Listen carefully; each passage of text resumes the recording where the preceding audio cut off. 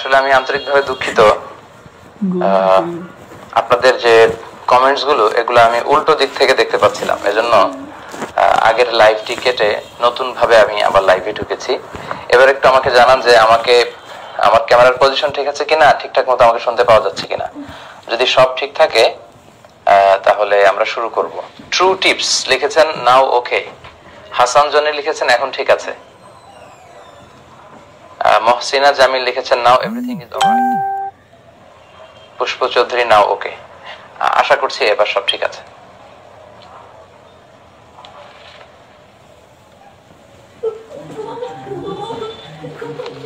জি, আরো অনেকেই লিখেছেন যে ইটস ওকে, এখন ঠিক আছে মহতারাম। তো তাহলে আমরা শুরু করি। বিসমিল্লাহ ওয়াসসালাতু ওয়াসসালামু আলা রাসূলিল্লাহ ওয়া বা'দ। কাছে কিংবা দূরে, বাংলাদেশ থেকে কিংবা পৃথিবীর যে কোনো প্রান্ত থেকে যারাই আজকের এই লাইভ প্রোগ্রামটি দেখছেন, আপনাদের সবাইকে জানাচ্ছি আন্তরিক শুভেচ্ছা এবং অভিনন্দন। আহলান ওয়া সাহলান ওয়া মারহাবান বিকুম ফি হাদাল লিকা আত-তাইয়িব। আশা করছি আপনারা সবাই ভালো আছেন, সুস্থ আছেন এবং সব সময় কামনা করি যে আল্লাহ তাআলা আপনাদেরকে ভালো রাখুক, সুস্থ রাখুক এবং ঈমানের সাথে রাখুক।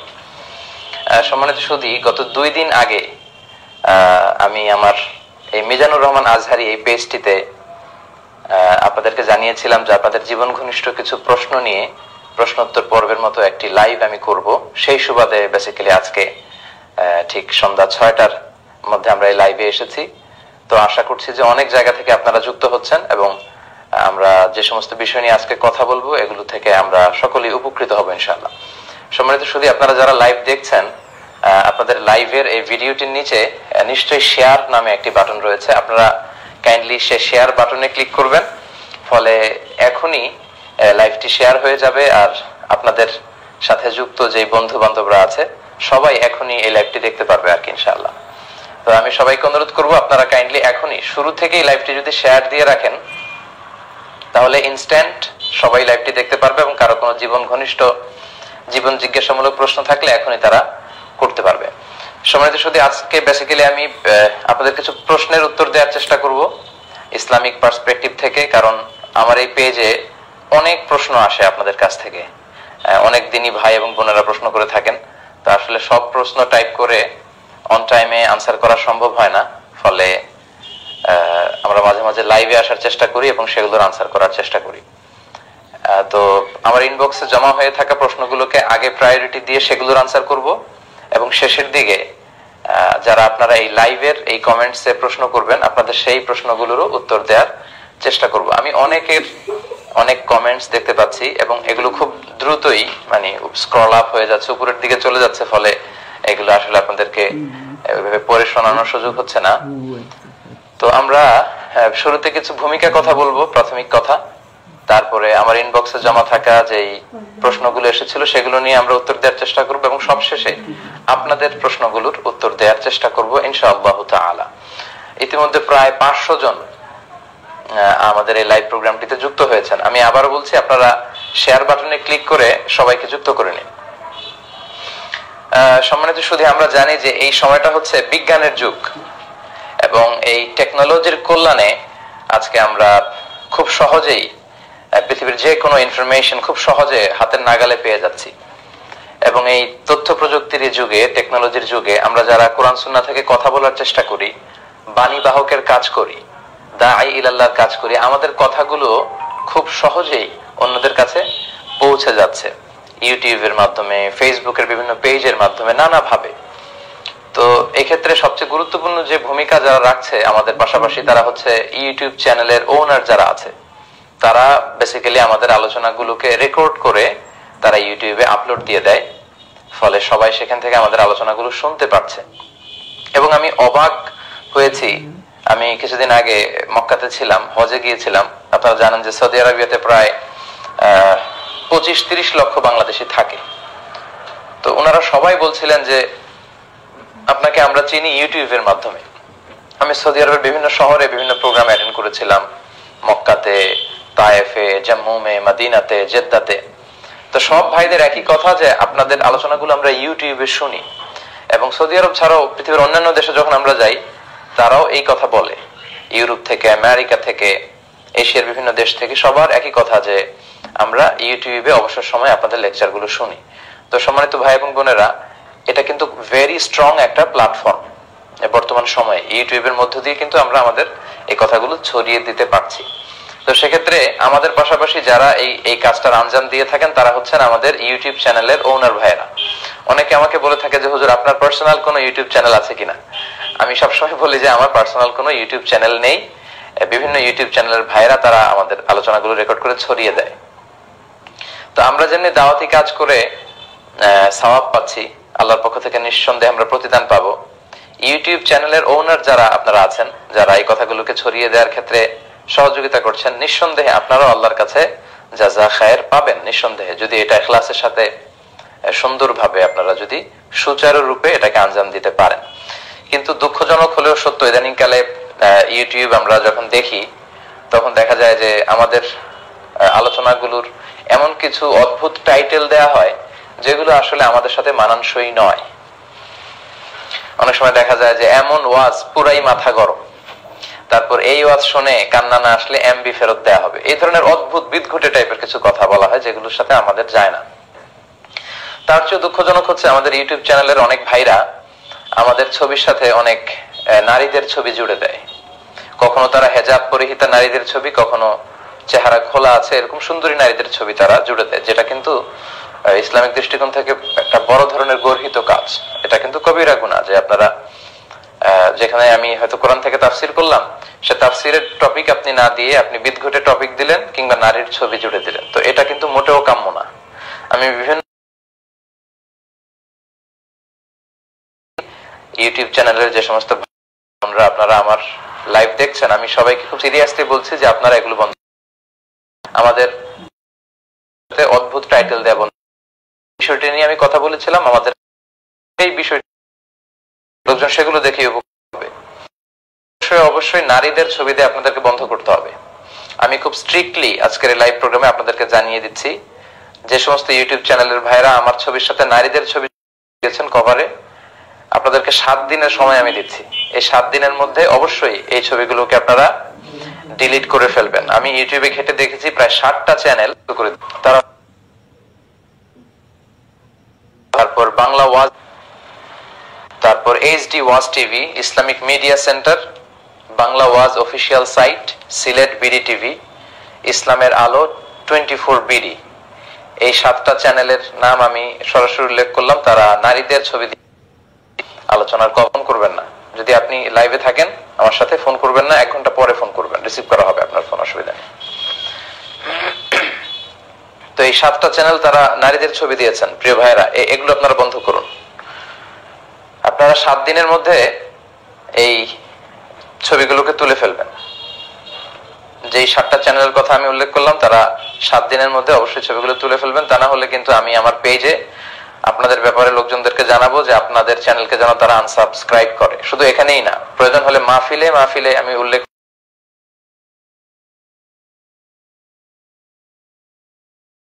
আনসাবস্ক্রাইব দিলাম, আশা করি আপনারা শুধরে যাবেন।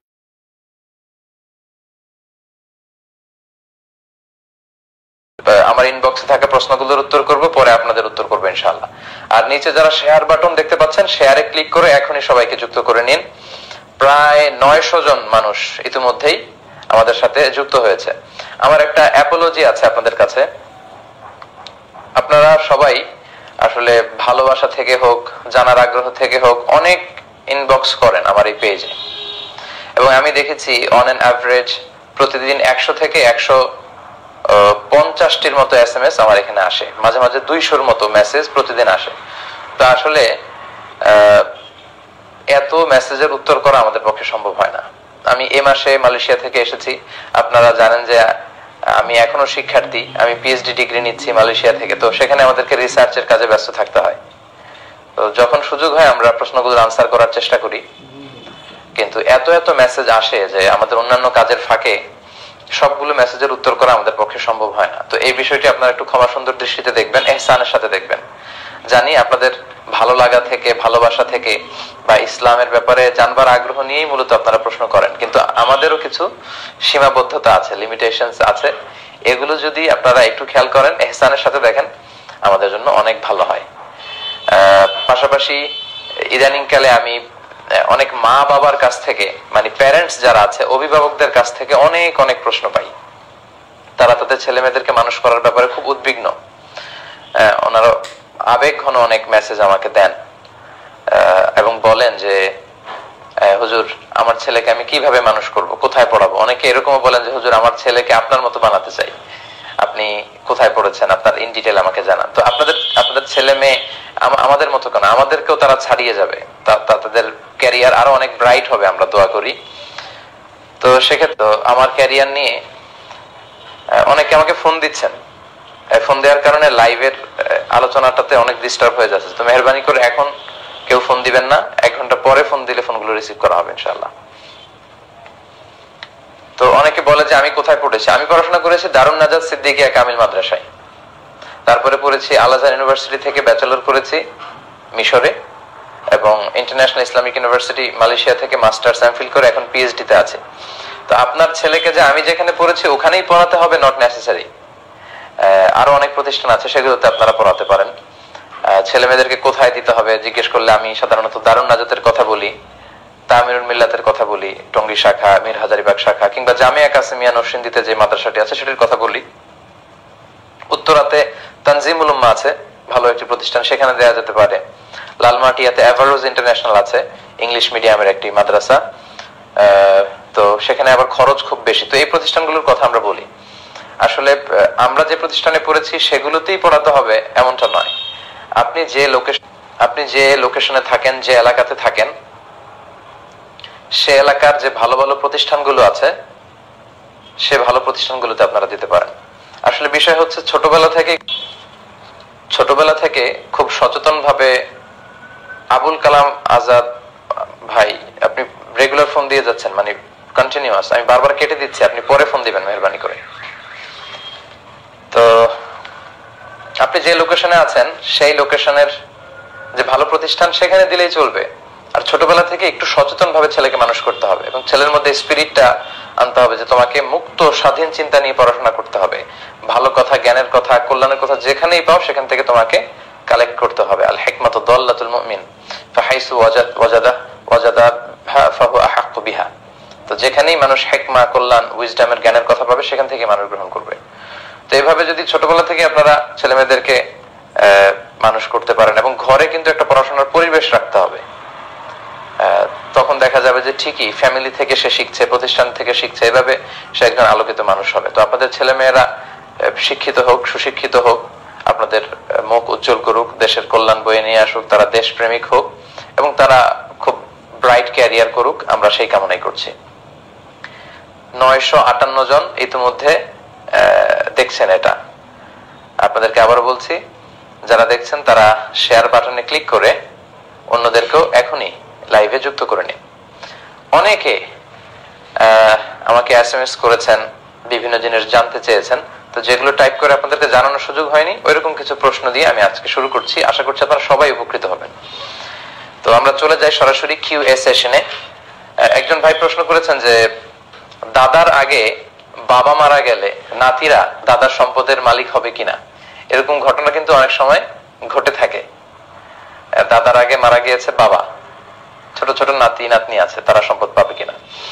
আচ্ছা, শরিয়া পার্সপেক্টিভ থেকে কথা হচ্ছে না, দাদার আগে বাবা মারা গেলে নাতি নাতনিরা সম্পদ পাবে না। কেন পাবে না? কারণ দাদার কাছ থেকে তো বাবা পাবে, নাতি পাবে না। নাতি তো সেকেন্ড স্টেজে, ফার্স্ট স্টেজ এখানে আপনাকে কনসিডার করতে হবে। মানে দাদার কাছ থেকে পাবে বাবা, চাচা, ওনারা, কিন্তু নাতিরা পাবে না। কিন্তু কখনো এরকম হতে পারে যে দাদার আগে বাবা মারা গিয়েছে, এখন যে নাতিরা আছে তারা খুবই অসহায়, ইয়াতীম, টাকা পয়সা নেই। তো তখন দাদা যেটা করতে পারে, দাদা ওয়াসিয়াত করতে পারে, ওয়াসিয়া যেটাকে উইল বলে। 1/3, 1/3 সর্বোচ্চ, বা তার কম, কিন্তু তার বেশি করা যাবে না, ওয়াসিয়াত করা যায়। সেক্ষেত্রে যারা ওয়ারাসা, বাই ডিফল্ট উত্তরাধিকার সম্পদের মালিক হবে, তাদের ব্যাপারে ওয়াসিয়াত করা যায় না, বরং যারা ওয়ারাসা নয় তাদের ব্যাপারে ওয়াসিয়াত করা যাবে। তো 1/3 আসুলুস ওয়াসুলুসু কাসীর, 1/3 তো অনেক। তো এটা চাইলে দাদা করতে পারেন, কিন্তু দাদার আগেই যদি বাবা মরে যায় নাতিরা পাবে না। তবে হ্যাঁ, নাতিরা আসবা হিসেবে পেতে পারে যদি চাচা না থাকে, মানে ওই দাদার মাত্র একটাই সন্তান ছিল, সে মারা যাওয়ার পরে শুধু নাতিরা আছে, তখন নাতিরা পাবে। কিন্তু যদি চাচা থাকে তাদের, তাহলে নাতি নাতনিরা সম্পদ পাবে না। তো সেক্ষেত্রে অনেকে বলে ইসলামের তো এটা ইনসাফপূর্ণ বিধান হচ্ছে না। তো সেক্ষেত্রে ইসলাম ইনসাফের যে রাস্তাটা খোলা রেখেছে সেটা হচ্ছে ওয়াসিয়াত করা যেতে পারে 1/3। দাদা চাইলে নাতি নাতনিকে সর্বোচ্চ 1/3 দিতে পারে। শাহু সিজদার বিধান জানতে চেয়েছেন, আচ্ছা আমি আপনাদের এগুলোকে আমি পরে বলবো ইনশাআল্লাহ। সাজদাতুস সাহু। আচ্ছা, এরপর একজন প্রশ্ন করেছেন ইমাম মাহাদির আবির্ভাব নিয়ে কিছু বলুন। আল মাহদি আল মুনতাজার, আমরা ওনার অপেক্ষায় আছি, উনি আসবেন, আমরা এটা বিশ্বাস করি। কিন্তু ইদানিং কালে খুব বেশি শোনা যায় যে ইমাম মাহাদি হয়তো এ সালেই চলে আসবে বা 19 সালে আসবে, কেউ বলছে 2025-এর মধ্যে আসবে, কেউ বলছেন যে কিয়ামত চলেই আসলো। এ জাতীয় যে কথাগুলো বলা হয় এগুলোর আসলে কোনো ভিত্তি নেই। কারণ কিয়ামত কখন হবে লা ইয়ালামুহা ইল্লাল্লাহ, আল্লাহ ছাড়া কেউ জানে না। সো যারা এগুলো বলে এগুলো তাদের ব্যক্তিগত অবজারভেশন, ব্যক্তিগত কথা। আমরা জানি না ইমাম মাহদি কবে আসবে। তবে হ্যাঁ, কিয়ামতের যে ছোট ছোট আলামত আছে, the minor signs of the day of judgement, কিয়ামতের ছোট্ট আলামতগুলো, এই আলামতগুলোর বেশিরভাগই কিন্তু প্রকাশিত হয়েছে। তো এই জন্য অনেকেই ভাবছেন যে ইমাম মাহাদির আগমন হয়তো কাছাকাছি। হ্যাঁ, সেটা হতে পারে, সেটা হতে পারে। কিন্তু 18 সালেই আসবে, 19 সালেই আসবে, 25 সালেই আসবে, মাযহাব নিয়ে বড় দ্বন্দ্ব, কিছু বলবেন? আচ্ছা, মাযহাব ঠিক না, কারণ এগুলো আল্লাহ ছাড়া কেউ জানে না। সবচেয়ে দুঃখজনক হচ্ছে অনেক ইয়াংদের মধ্যে আমি এই ফ্রাস্ট্রেশনে এর ব্যাপারটা দেখি, বলে যে হুজুর ইমাম মাহাদি তো চলে আসবে, 25 সালের মধ্যে আসতেছে, কিয়ামত তো হয়ে যাবে। তো এই কথাগুলো যারা বলেন, এই কথাগুলো কিন্তু যুবকদেরকে অনেককে কর্মবিমুখ করে ফেলছে। মানে অনেকে বলছে যে মাহাদি তো চলেই আসবে, কিয়ামত তো হয়েই যাবে, তো আমরা কি করব? আমার ক্যারিয়ার করে লাভ কি, চাকরি করে লাভ কি, এগুলো করে তো কোনো লাভ নেই। এটা একেবারে ভুল কথা। ইমাম মাহাদি কখন আসবে আসলে দেখা যাবে।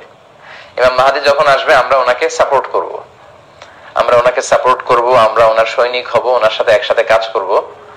কিন্তু ইমাম মাহাদি আসবে, কিয়ামত হবে বলে সবকিছু বাদ দিয়ে কর্মবিমুখ হওয়া এটা ঠিক না। আপনি যেমন কাজ করে যাচ্ছিলেন কাজ করে যান, ইবাদত করে যাচ্ছিলেন ইবাদত করে যান, ক্যারিয়ারকে ব্রাইট করতে চেষ্টা করেছিলেন করে যান, আপনারা আপনাদের কাজকে চালিয়ে যাবেন। কিন্তু ইমাম মাহাদি আসবে, কিয়ামত হয়ে যাবে বলে আশা হারানো যাবে না। কিন্তু অনেকের মাঝেই কিন্তু এই বিষয়টা দেখা যায় যে 25 সালে আসবে, 26 সালে আসবে, এরকম কথা বলা হয়। এটা আসলে যারা বলেন তাদের ব্যক্তিগত অবজারভেশন, সুনির্দিষ্টভাবে কোরআন সুন্নাহয় কবে আসবে এক্স্যাক্টলি কিছু বলা হয়নি।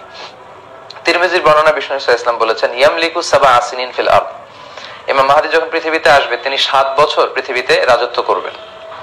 এবং বিষ্ণু বলেছেন ইউআতিউ ইসমুহু ইসমি ওয়া ইসমু আবিহি ইসমু আবি, বিষ্ণু বলেছেন যে আমার নামে হবে মাহাদির নাম, আমার বাবার নামে হবে মাহাদির বাবার নাম। মনে রাখবেন, মাহাদি কিন্তু ওনার নাম নয়। মাহাদি মানে হেদায়েত প্রাপ্ত, গাইডেড একজন মানুষ। তো ওনার নাম হবে বিশ্বনবীর নামে নাম। হতে পারে বিশ্বনবীর নাম ছিল মুহাম্মদ সাল্লাল্লাহু আলাইহি ওয়াসাল্লাম, তো হতে পারে ওনার নাম হবে মুহাম্মদ। বিশ্বনবীর নাম যে শুধু মুহাম্মদ এমনটা কিন্তু নয়। বিশ্বনবীর নাম আছে আহমদ, বিশ্বনবীর নাম আছে হাশির, আকিব, আবুল কাসেম, তাহা, ইয়াসিন, মুজাম্মিল। তো কোন নাম নিয়ে যে উনি আসবে এটা আমরা জানি না। তবে বিষ্ণু বলেছেন আমার নামে হবে ইমাম মাহাদির নাম। বিষ্ণুবীর কোন একটা নাম হয়তো ইমাম মাহাদির থাকবে। আচ্ছা, তারপর বিষ্ণু ইসলাম এটাও বলেছেন আজরাল জাবহা ওয়া আকনাল আনফ, ইমাম মাহাদির ললাটটা হবে প্রশস্ত, প্রশস্ত ললাট হবে ইমাম মাহাদির। এবং আকনাল আনফ, টল নোজ হবে, প্রমিনেন্ট নোজ, খুব উঁচু নাক হবে ইমাম মাহাদির। প্রশস্ত ললাট, উঁচু নাক। আল মাহদি মিন ইতরাতি, আবু দাউদের আরেক বর্ণনা বিষ্ণু বললেন ইমাম মাহাদি আমার বংশের হবে, হাশমি খানদানের হবে, কুরাইশি হবে, মিন ভুলদি ফাতেমা, ফাতেমা রাদিয়াল্লাহু তাআলা আনহার যে বংশের ধারাক্রম, উনার বংশে আসবে ইমাম মাহাদি। ইয়াখরুজু মিন নাহিয়াতিল মাশরিক, উনি প্রাচ্য থেকে আসবেন, উনি পাশ্চাত্য থেকে আসবেন না। ইমাম মাহদি তিনি কিন্তু ইউরোপ, আমেরিকা, অস্ট্রেলিয়া থেকে আসবেন না, উনি আসবেন হচ্ছে প্রাচ্যের কোন একটা দেশ থেকে। ইয়ামলাউল আরদা কিসতান ওয়া আদলা। আবু দাউদের আরেক বর্ণনায় বলা হয়েছে যে তিনি পৃথিবীতে যখন আসবেন তখন 7 বছরের শাসনামলে উনি পৃথিবীকে ন্যায়, নীতি, সাম্য, ভ্রাতৃত্ব, ইনসাফ আর জাস্টিস দিয়ে পরিপূর্ণ করবেন। অবশ্য কোনো কোনো বর্ণনায় পাওয়া যায় উনি 8 বছর থাকবেন, কোনো বর্ণনায় পাওয়া যায় 9 বছর থাকবেন, তবে 7 বছর যে থাকবেন এই মতামতটা বেশি শক্তিশালী। তো এই হচ্ছে ইমাম মাহাদির ব্যাপারে সংক্ষিপ্ত পরিচিতি। যিনি প্রশ্ন করেছেন, ভাইয়ের প্রশ্নের উত্তর আমরা এতটুকু বলবো। তবে ইমাম মাহাদি চলে এসেছেন, চলে আসবেন 2 বছর পরে, কিয়ামত হয়ে যাবে, এ নিয়ে হতাশ হওয়ার কোনো কারণ নেই। কারণ এই কথাগুলো অনেক যুবকদেরকে কিন্তু হতাশ করে দিচ্ছে, তারা কর্মবিমুখ হয়ে যাচ্ছে। বরং এমনটা না করে আপনাদের যে এনথিউসিজম, আপনাদের কর্মস্পৃহা, উম্মাকে সামনের দিকে এগিয়ে নিয়ে যাওয়ার জন্য আপনাদের যে কর্মতৎপরতা, আপনাদের প্রাণঢালা উচ্ছ্বাস, জীবন শক্তি, এগুলোকে কাজে লাগাতে হবে। ইমাম মাহাদি যখন আসবে তখন আমরা দেখব, তখন আমরাই সবাই কথা বলবো ইমাম মাহাদির ব্যাপারে এবং ওনাকে আমরা সাপোর্ট করবো ইনশাআল্লাহ। আশা করি প্রিয় ভাই উত্তর পেয়েছেন। আরেকজন প্রশ্ন করেছিলেন, পুরুষরা কি আঙ্গুলে আংটি পরতে পারবে? আসলে জুয়েলারি, অর্নামেন্টস এগুলো নারীদের জন্য, পুরুষদের জন্য নয়। তবে হ্যাঁ, পুরুষদের আংটির বিষয়টা ভিন্ন। পুরুষরা চাইলে আংটি পরতে পারবে। কোন হাতে পরবে? তারা ডান হাতে পরবে। বিষ্ণু ইসলাম ডান হাতে আংটি পরেছেন। কারণ রাসূল সাল্লাল্লাহু আলাইহি ওয়াসাল্লাম ইয়ালবাস খাতাম মিন ফিদ্দা, রাসূল সাল্লাল্লাহু আলাইহি ওয়াসাল্লাম রূপার আংটি পরতেন। রূপার আংটি রাসূল সাল্লাল্লাহু আলাইহি ওয়াসাল্লাম পরতেন। ফি ইয়ামিনিহি, ওনার ডান হাতে পরতেন। আর ওয়াকানা ফাসসুহু মিনাল হাবাশা, আর রূপার আংটির মধ্যে তিনি হাবাশা মানে বর্তমান ইথিওপিয়ার থেকে আনা একটা পাথর তিনি বসিয়েছিলেন। তাহলে রূপার আংটি পরতেন ডান হাতে, শামাইলে তিরমিজিতে এগুলো এসেছে। আর পাথরটা ছিল হাবাশি পাথর। তো সেই পাথরের মধ্যে আবার বিষ্ণু ইসলাম মুহাম্মদ রাসূলুল্লাহ লিখিয়েছিলেন। সব সময় আংটি পরতেন না বিষ্ণু ইসলাম, মাঝে মাঝে পরতেন। তবে আমরা অনেকে অনেক নিয়ত করে অনেক পাথর বসাই, সোলাইমানি পাথর, আকিক পাথর, সাফায়ের পাথর, এটা সেটা না। কোনো নিয়ত করে পাথর বসানো যাবে না, এগুলো ইসলামের মধ্যে নেই, এগুলো বেদাত। এগুলো আস্তে আস্তে শিরকের দিকে নিয়ে যাবে। কারণ পাথর কিছু করতে পারে না। ছবি তোলা হারাম কিনা আমরা বলবো ইনশাল্লাহ। মুর্শেদ আলী প্রশ্ন করেছেন, আমরা বলবো মুর্শেদ সাহেব। তো পাথর আপনার কিছু করতে পারে না, করতে পারে হচ্ছে আল্লাহ। ইযা সাআলতা ফাসআলিল্লাহ, বিপদে পড়লে চাবে তো আল্লাহর কাছে চাও। ওয়া ইযা ইসতাআনতা ফাসতাঈন বিল্লাহ, সাহায্য চাইবে তো আল্লাহর কাছে সাহায্য চাও। তো কোন নিয়তে পাথর বসানো যাবে না। বিষ্ণু ইসলাম মাঝে মাঝে এটা পড়তেন, সব সময় পড়তেন না। কেন পড়তেন? সাহাবারা এসে বললেন, রাসূলুল্লাহ আপনি যে অনারব বাদশাদের কাছে ইসলামের চিঠি পাঠাবেন, রাসূল সাল্লাল্লাহু আলাইহি ওয়াসাল্লাম চিঠি পাঠাতেন, দাওয়াত দিতেন, ইসলামের সুশীতল বাণী গ্রহণ করার দাওয়াত দিতেন। তো সাহাবারা বলল যে অনারব বাদশারা ওই চিঠি গ্রহণ করে না যে চিঠির নিচে চিঠির প্রেরক সিগনেচার না দেয় কিংবা সিল না দেয়। তো বিষ্ণুনবী তো সিগনেচার দিতে জানতেন না, কারণ বিষ্ণুনবী ছিলেন আন-নবী আল উম্মি, নিরক্ষর নবী। বিষ্ণুনবীর কোনো অক্ষর জ্ঞান ছিল না। আলিফ, বা, তা, সা, কোনটারে জিম বলে, কোনটারে হা বলে উনি বুঝতেন না। কোনটাকে ওয়াহিদ, ইসনাইন, সালাসা, 1 2 3 কিভাবে লেখা থাকলে ওটা পড়তেও জানতেন না। উনি নিরক্ষর ছিলেন। অনেকে আবার ভুল বুঝতে পারেন, বিষ্ণুনবী নিরক্ষর ছিলেন কিন্তু বিষ্ণুনবী মূর্খ ছিলেন না। নিরক্ষর আর মূর্খ পার্থক্য আছে। নিরক্ষর হচ্ছে ইলিটারেট আর মূর্খ মানে ইগনোরেন্ট। বিষ্ণুনবী ইগনোরেন্ট ছিলেন না, উনি ছিলেন ইলিটারেট, অক্ষর চিনতেন না।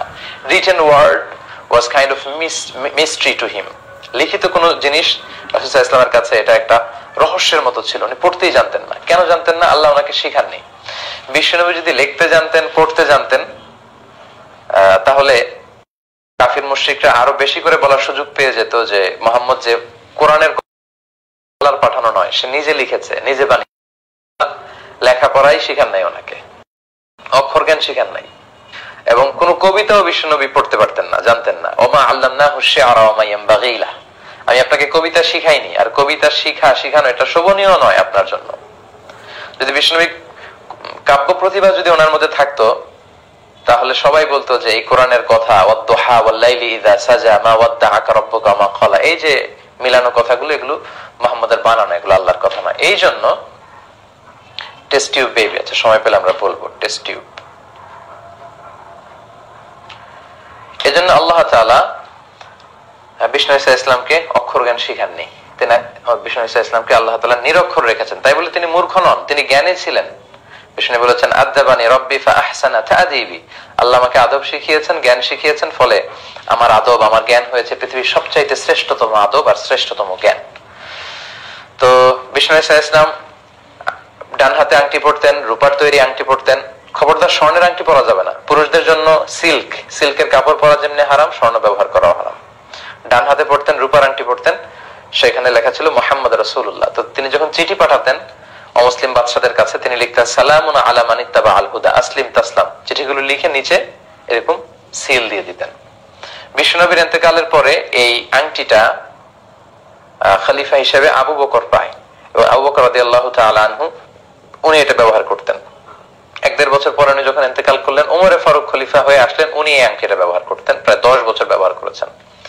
এরপরে ওনার পরে যখন উসমান যুন নূরাইন, সাইয়েদনা উসমান রাদিয়াল্লাহু তাআলা আনহু যখন খলিফা হলেন, তিনি সেই আংটিটা পেয়েছিলেন খলিফা হিসেবে।